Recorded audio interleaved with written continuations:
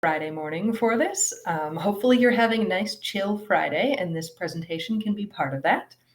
Or maybe a nice little chill oasis in a busy Friday if you're having one.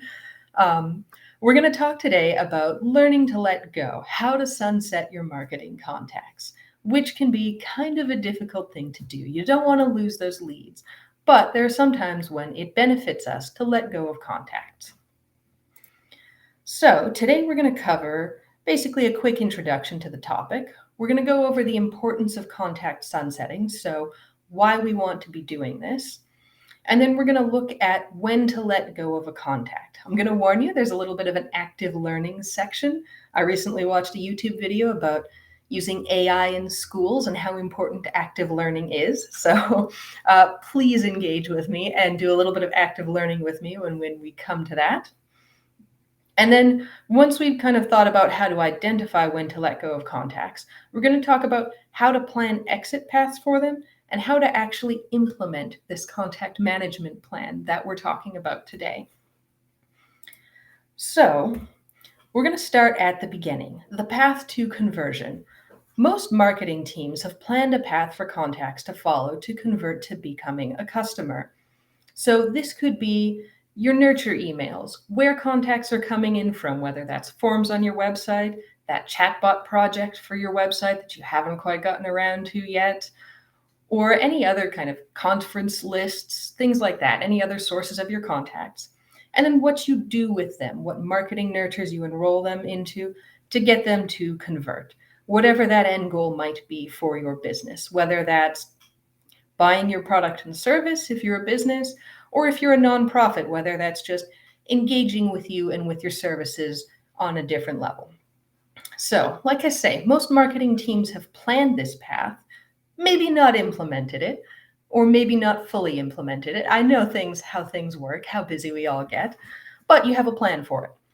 One thing that I've seen with a lot of our clients is marketing teams haven't planned for a path for contacts who have started on this path, but aren't going to reach the end conversion goal. Because they're not part of our goals and not moving towards our goals, we kind of tend to forget about these contacts. But it's important to have a plan for them because they can end up costing us if we kind of neglect them. So I have a little analogy to show you guys about kind of how to think about this. And that's if we think about our business as a provincial park here. So, natural beauty, awesome trails. So I've got our business park here, which has up to Conversion Peak. So we can see this little contact at the top of Conversion Peak. He's delighted with our products or services. And then we have these other contacts who are recently starting out on the path. So they've crossed the bridge that we built for them over the ravine with email deliverability river in it. They're walking through the path that we've cut for them through friction forest. They're heading up the sales switchbacks on the side of the Conversion Peak Mountain, all to get to our final goal. So the path here kind of represents all of those steps, all of those marketing nurtures that we do for them to make it easy for our contacts to get to Conversion Peak. But the contacts that a lot of people haven't thought about are, if we zoom in, these contacts in blue here. So we've got a contact who's wandered over to the wrong peak, a couple here who are lost on the plains, this poor soul in friction forest who's gotten so lost he's climbed a tree to try to find his way out, or this even poorer soul who has not quite made it over the bridge over email deliverability river and has fallen into the ravine. So these contacts in blue, you're going to have to send search and rescue teams out to get them, to bring them back in. They might end up costing you money. So we want to actually manage these contacts and provide nice little exit paths for them to bring them back out of our kind of path of contacts who are on the path to conversion. So this is contact sunsetting. So those neglected contacts, those contacts in blue, can cost you time and money. So I'm just going to go over some of the general reasons or ways that these contacts could be costing you. So some of these stats might be a little bit old, but if you do want to look them up, the links are available at the bottom here for where I got them from. But apparently 10 to 25% of a company's revenue can be lost to bad data. So this bad data includes email marketing database decay. And email marketing databases decay at about 22.5% per year. And this can be caused by things like contacts unsubscribing from your marketing emails or contacts changing companies. So now they have a different email address, a different phone number, and that previous information isn't valid anymore. It's bad data that's just still sitting in your database. Another reason that we want to sunset contacts is to help us avoid spam traps. So there are two types of spam traps. Pristine spam traps are spam traps that are made from email addresses that were never a real email address at any point. And these are more of an issue if you're buying lists and sending emails to them. But recycled spam traps are spam traps that at one time were a valid email, but are no longer a valid email address. So like old abandoned email addresses can be turned into recycled spam traps. So if you're keeping a lot of really old contacts in your database and still emailing them, that increases the chances that you have of falling into a recycled spam trap. And this could hurt your email deliverability, sending reputation. So another reason is having your emails, marketing emails, flagged as gray mail. Now, gray mail, which is a thing that I did not know about or did not know there was a term for, is when contacts who have opted into your marketing emails don't click or open, so they don't engage across an inbox provider or an organization. So sometimes these inbox providers or organizations can start routing those emails to junk because of the low engagement rates. And this is also something that is not great for you because they can do this even for contacts who are engaged with your marketing emails. So this basically hurts your ability to reach those contacts who are still on the path to conversion peak there. So anyone who's not on the path, those are some reasons that we may want to get rid of them. Another one is to get the most clear reporting you can on your email engagement percentages. So, for example, say you have an email list of 1,000 people, and only 100 of those people are engaged, and maybe 900 of them are old contacts who've never really engaged with you. The highest open rate you can get on any email you send to that list is going to be 10% then. If you do subject line testing between emails, the difference between half of your engaged audience opening and a third of your engaged audience opening is only 1.6%. But if you're going to email only that list of 100 contacts, now that difference between half and a third of the audience opening looks like 16% about, which seems way more significant. So having these extra contacts in your database that you might be emailing without any engagement can kind of obscure some of the numbers and some of the data that you're getting. And then probably the most compelling reason for you to do marketing contact sunsetting is this banner here. If you have seen it, you have used 98% of your marketing contact limit. And if you go over that limit, you're going to be billed for the additional cost immediately. And then that's also paired with, hopefully you haven't had the misfortune of seeing this banner when you don't want to, is you've automatically been upgraded to the next tier. So you've gone over your limit and now you're paying more money. Go find out how much more money it is. So those are the two motivators, or this last motivator is usually the biggest one that I've seen to get people to really start thinking about contact sunsetting, but usually in kind of a one-time setting. So I'd encourage you to kind of think about it as a long-term plan, something to implement and continue doing for the whole year. And also, sorry, I should have mentioned at the beginning of the presentation, if you have any questions, go ahead and pop them into the chat. Cody will either shout out and stop me so I can answer them, or he may just answer them directly for you in the chat. All right, so moving on, we're going to talk about some quick wins that everybody can use to retire contacts. And then there are also some properties, like default properties that exist in HubSpot, that you may be able to use for your own specific company that may work for you as another quick and easy way to identify contacts that can be retired. So for the active learning section, I'm going to ask you to think of some universal reasons that you wouldn't be able to market to a contact. And if you wouldn't mind just dropping those reasons out into the chat, Cody will shout them out for me.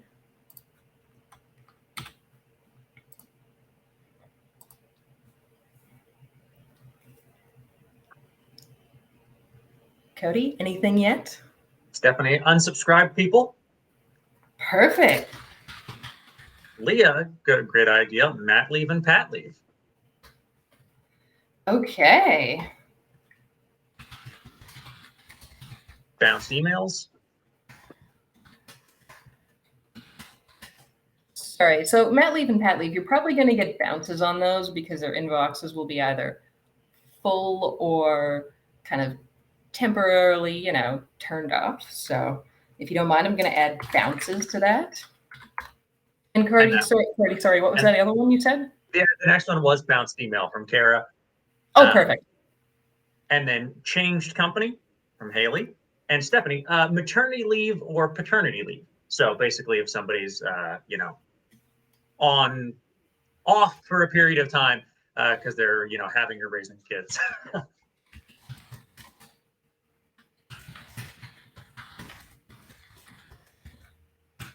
Yeah, so for those changed companies ones, their email will probably be no longer valid, and that will probably also eventually bounce for you. So that's another kind of way to keep track of it.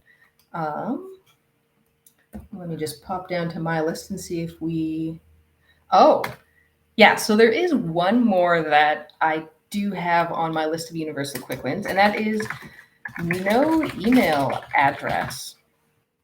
So sometimes you'll have contacts in your database that were imported by list or came in through your chatbot and didn't get to the point where they submitted their email address or something like that. So you may have a few contacts in there that just don't have email addresses. So kind of all of these fall under the email is undeliverable. These are a set of contacts that we just can't deliver emails to. So yeah, those are kind of pretty universal. They don't need to be marketing contacts anymore on our list of people to market. There is one other kind of universal quick win that I will mention, and that is HubSpot's unengaged list. So HubSpot does have a list of basically contacts who have become unengaged. We'll talk about it in a little bit more detail later. But this is a kind of powerful tool to help you avoid being flagged as gray mail, so sending out more email to unengaged contacts.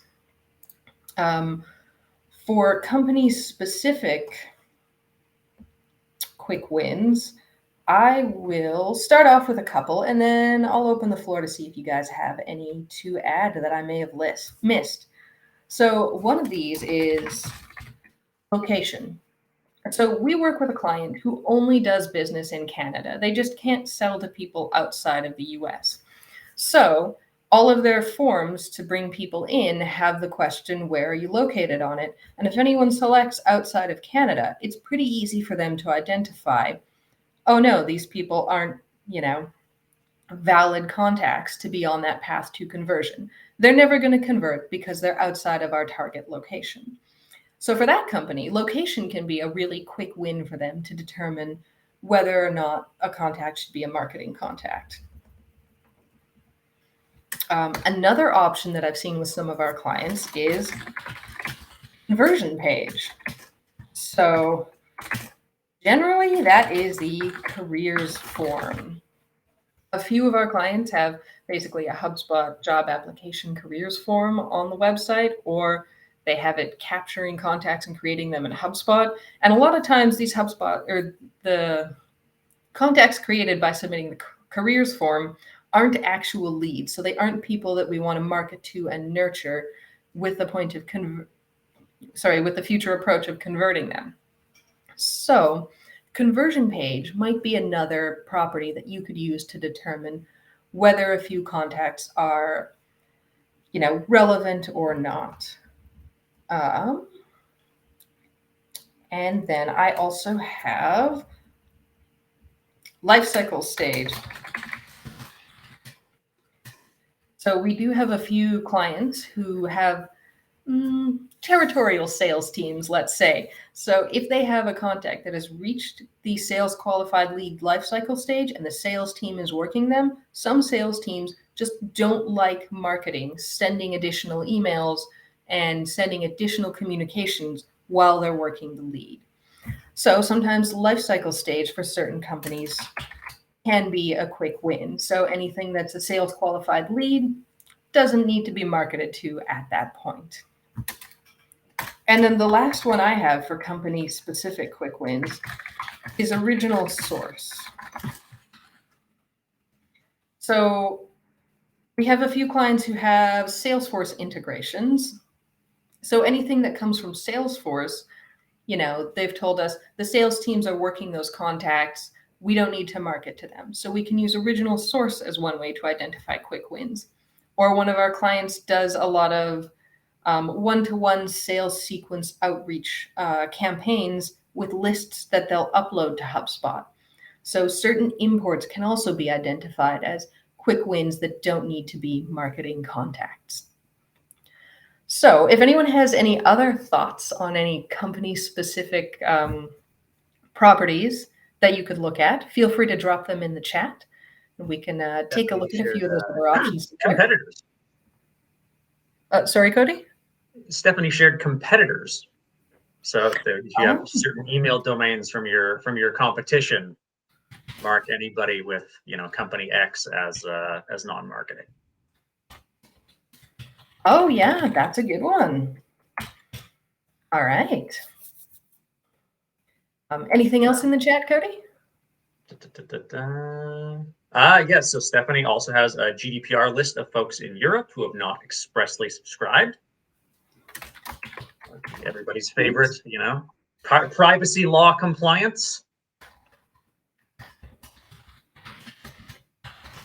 And then, yeah, Stephanie's just sharing the hits today, and never opened an email or hasn't opened an email for a certain number of days.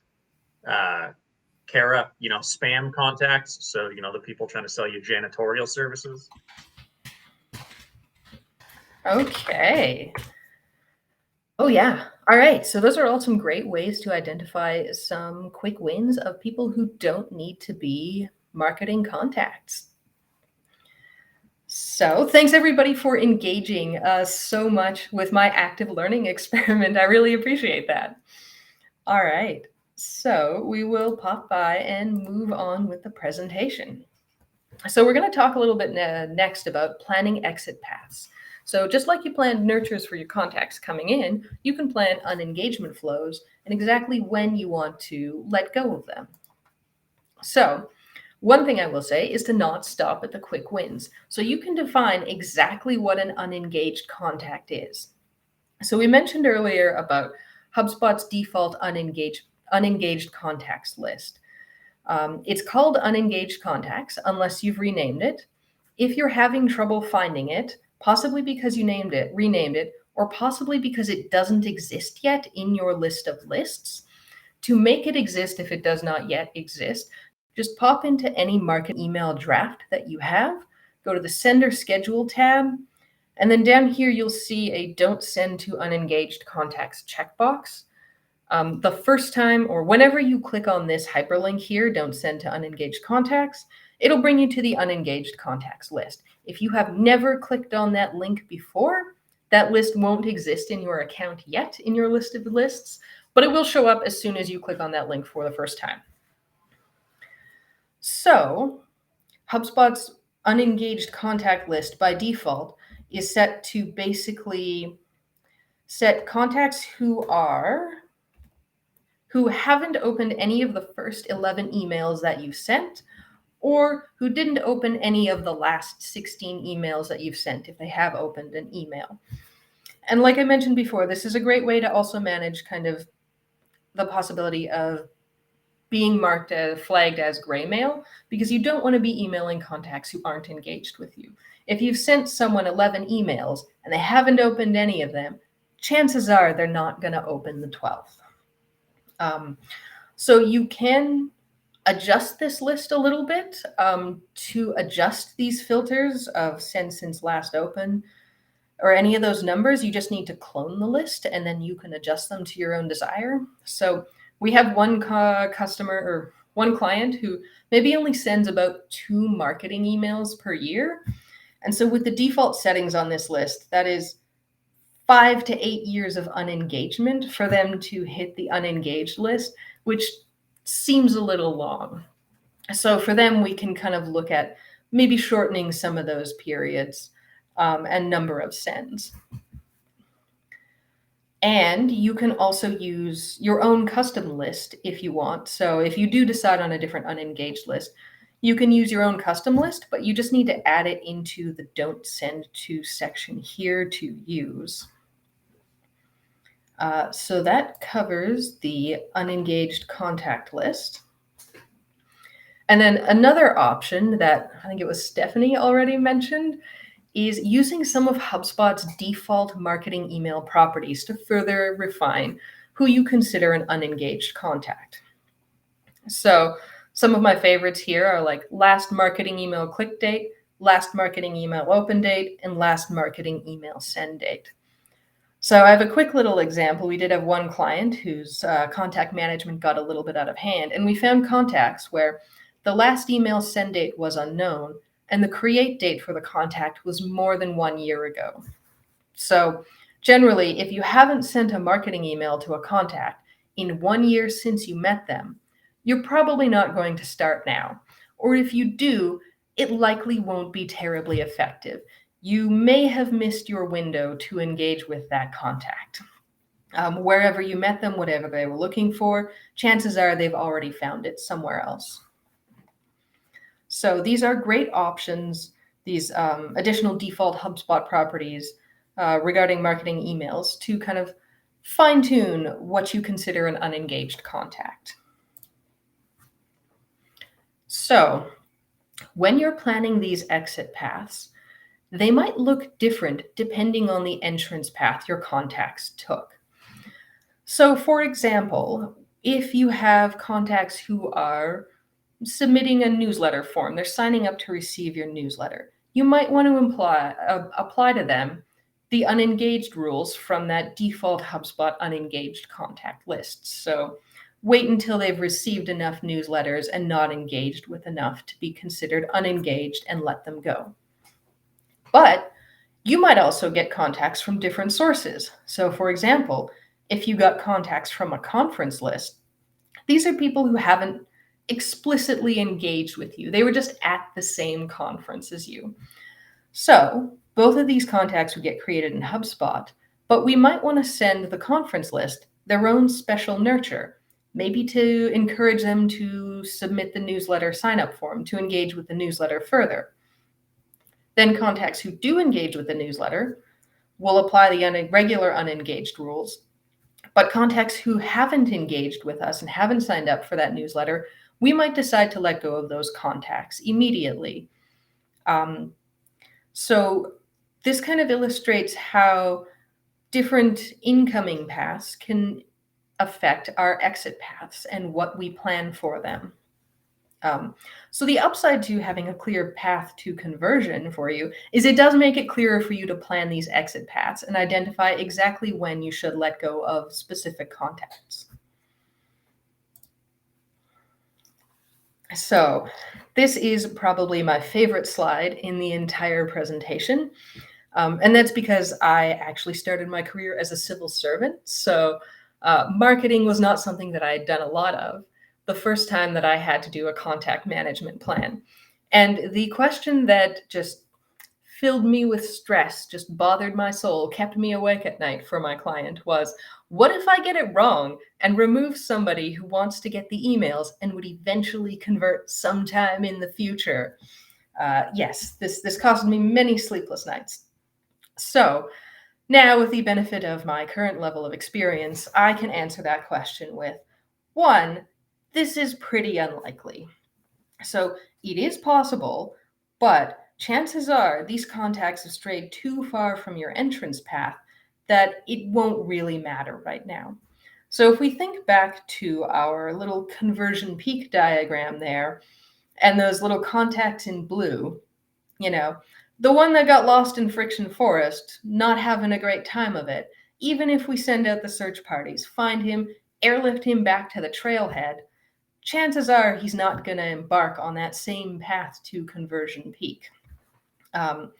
Like I say, it may have been long enough that he's found what he needed elsewhere, or just has had enough of an unresponsive experience from your brand that they may not engage again.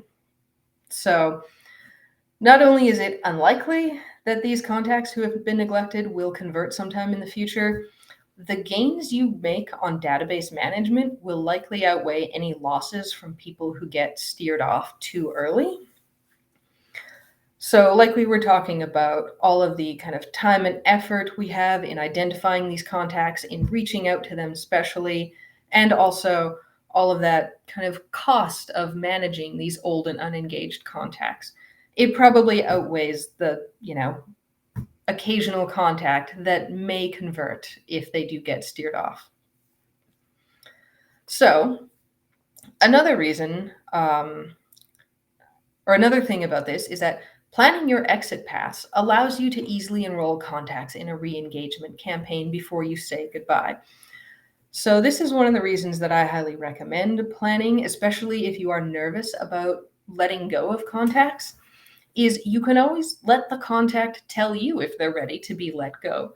So if you have identified the specific contacts based on your specific criteria that are candidates for contact sunsetting, you can send them an email before you do sunset them and ask them, hey, are you still engaged? Do you still want to receive our newsletter? If yes, go ahead and click this link to let us know. If no, thanks for your time. Goodbye. And doing that also allows you to plan how people can resubscribe and return to you. So maybe in that goodbye email, you include something like, our product update page is here. If we come up with something new that interests you, just resubmit our newsletter form and get in touch with us again. So don't worry too much about the contacts that you're letting go of.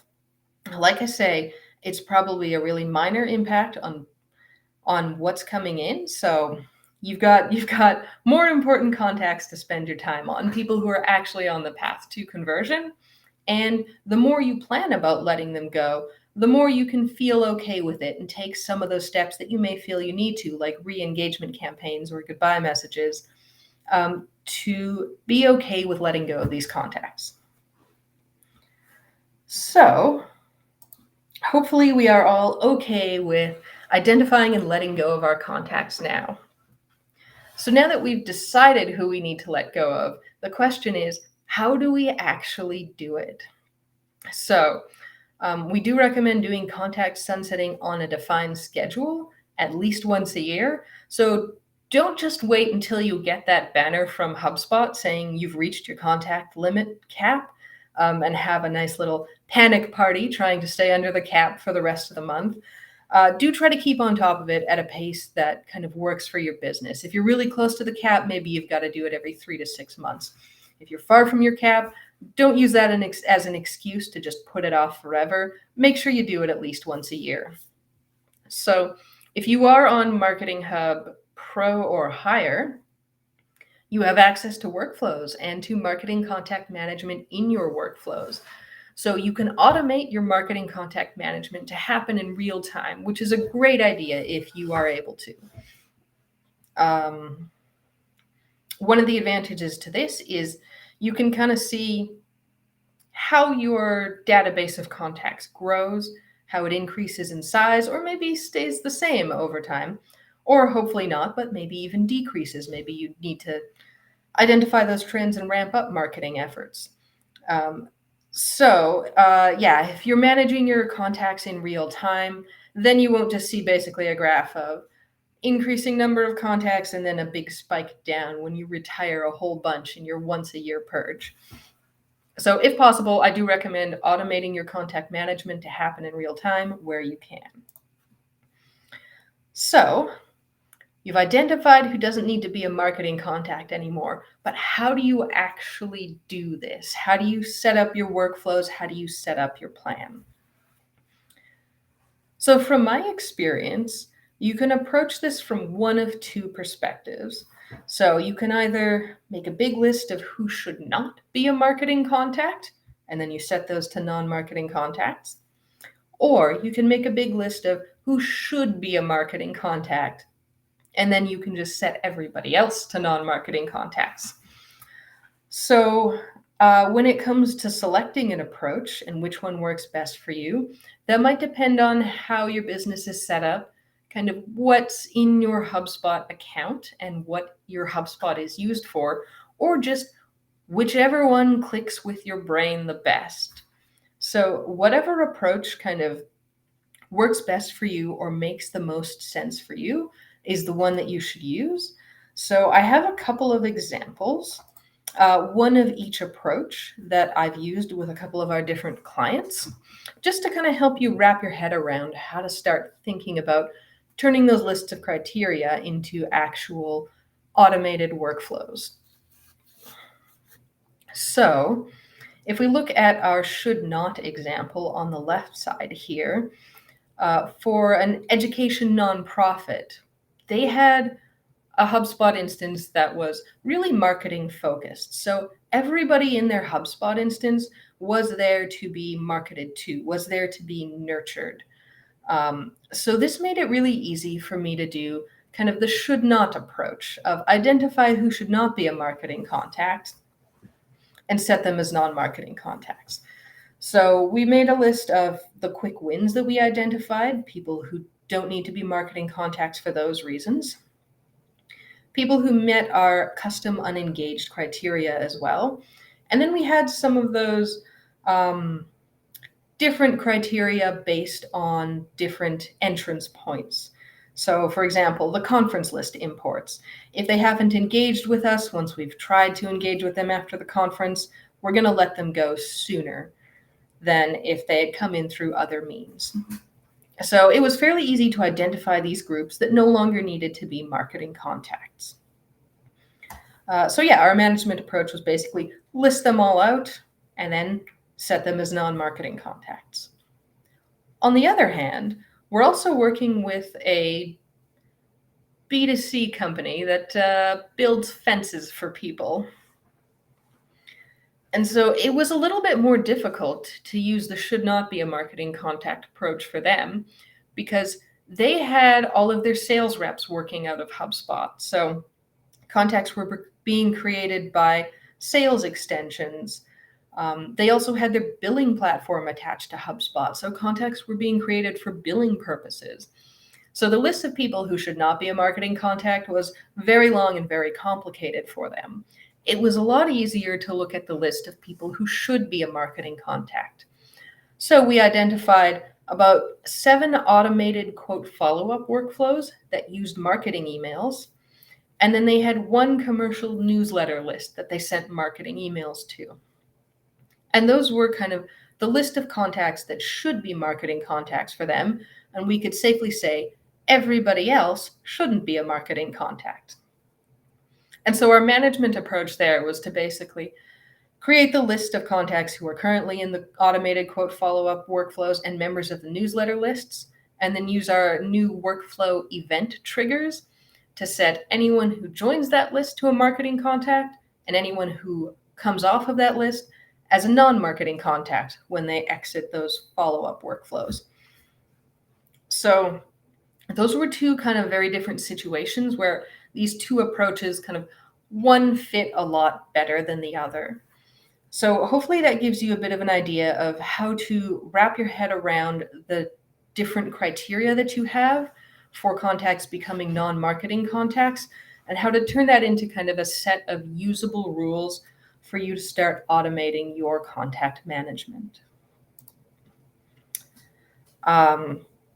So there are 2 ways to manage your marketing contacts. You can set them to non-marketing contacts, or you can fully delete the contacts from your database. So if you have legacy pricing which is some quite old HubSpot deals, you may not have marketing and non-marketing contacts available to you. One way to find out if you're on the legacy pricing setup is in your accounts and billings tab.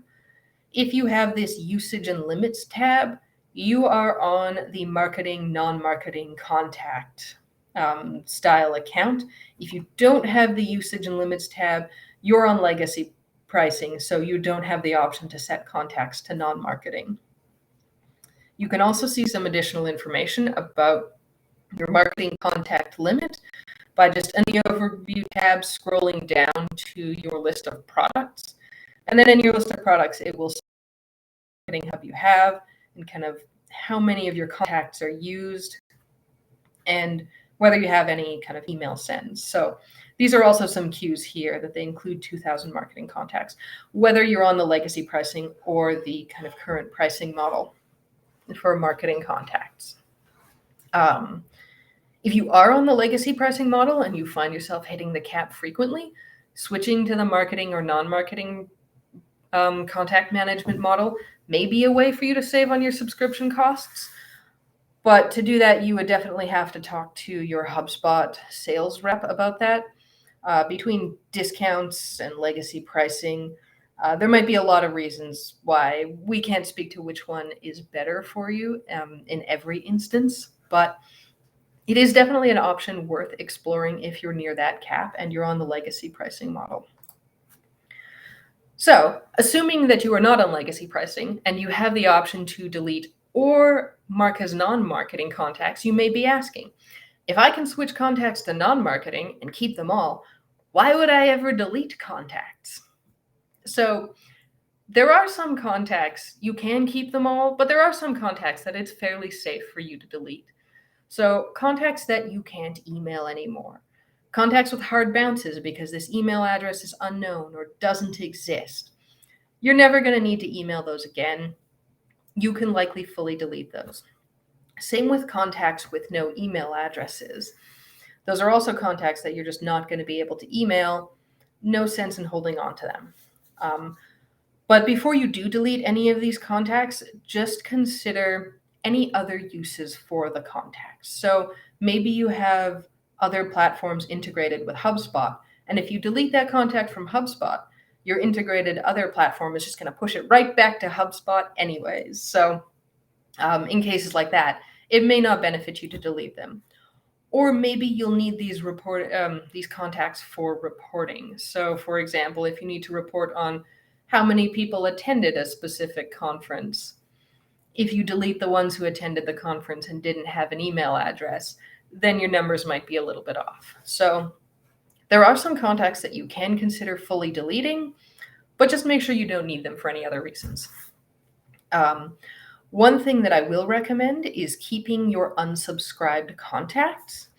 And that is because when a contact unsubscribes, they basically, in your portal, there's kind of like a shadow list of unsubscribed contacts that you can't see and don't have access to. And even if you delete a contact, their email remains on that shadow list of unsubscribed contacts. So if you delete a contact because they're unsubscribed and then they come back into your database for some reason, that unsubscribed status will remain. But because you deleted the contact, it might be a little bit more difficult for you to figure out how they got that unsubscribed status. So that's why I kind of do recommend keeping unsubscribes if you have the space for them, just because it can get kind of confusing if you delete them and then can't find out why they unsubscribed again if they tend to come back in for some reason. So that is kind of the basics of whether you want to delete versus switch to non-marketing. We'll take a look at a couple quick automations that you guys can set up to manage your marketing contacts. So one of them is switching quick wins to non-marketing contacts. If you have access to HubSpot Marketing Pro or higher, you can do this. If you don't, you may have to basically set up a list and manually switch these. But if you do have access to the workflows, these workflows should definitely be in your portal. It's really easy to set up a workflow to switch those quick wins to non-marketing contacts. So you're just going to set your enrollment triggers as whatever quick wins.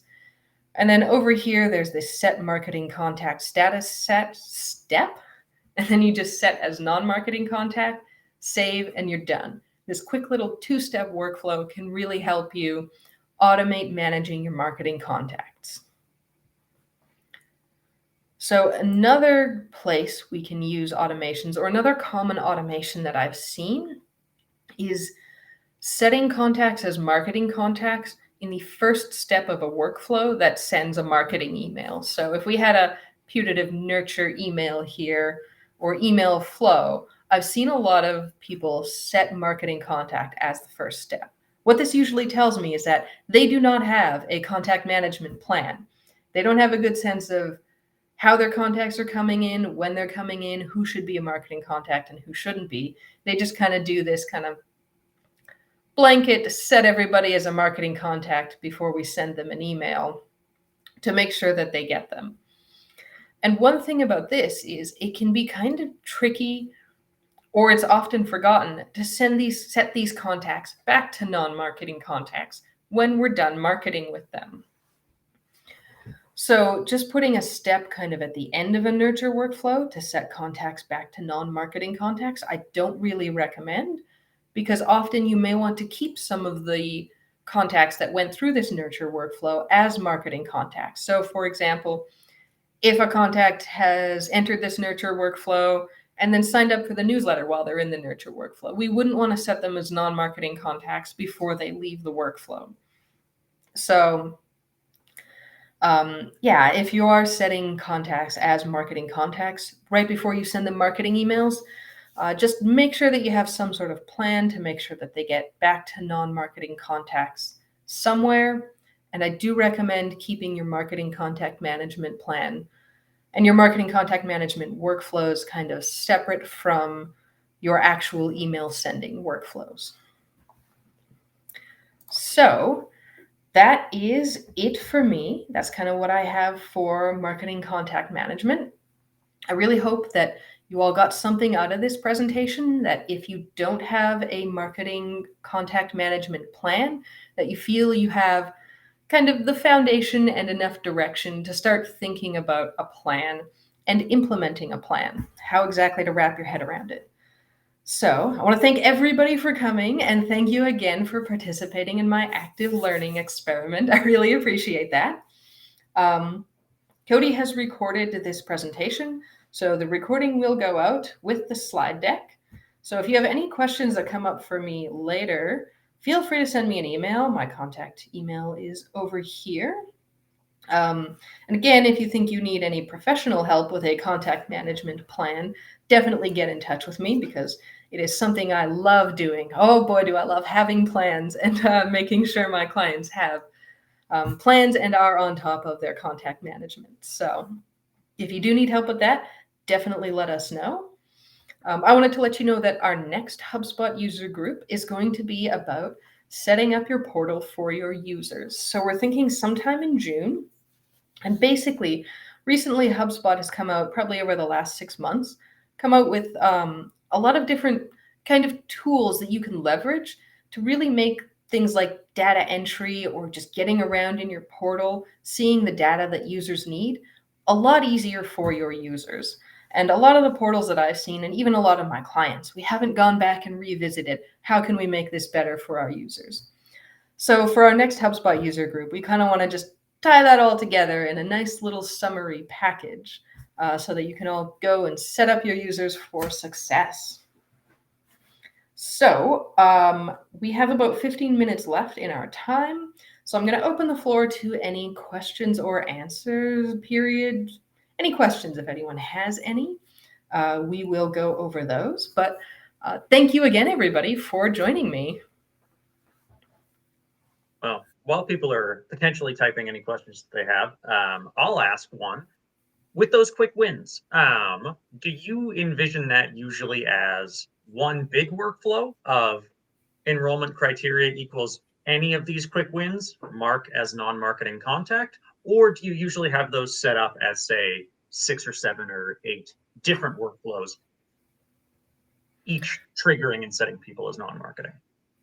Yeah, good question. I don't like it kind of really depends on how you're setting up your marketing contact management as a whole. Like I said, for that kind of fence company example, I didn't really bother with the quick wins even because not a lot of contacts in their database are marketing contacts. So basically, if you're not in the follow up workflow, you're going to get set to non marketing contact within a month, anyways. So it depends a little bit on the portal you're looking at.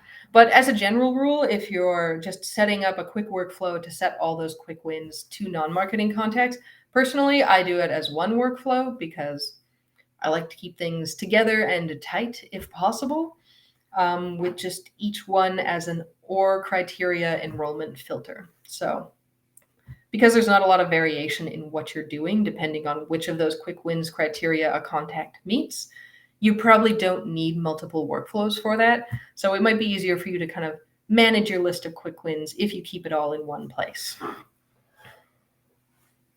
Right on.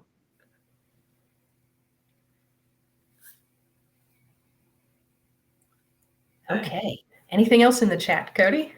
That is nothing else bubbling up. So I think we can probably give everybody a couple minutes back in their day. But like Lisa said, thanks so much, gang, for tagging along, staying with us through this whole thing, and hopefully we'll see you at the next couple. All right, amazing. Thanks so much for making time for me today, and everybody have a great Friday and a great weekend.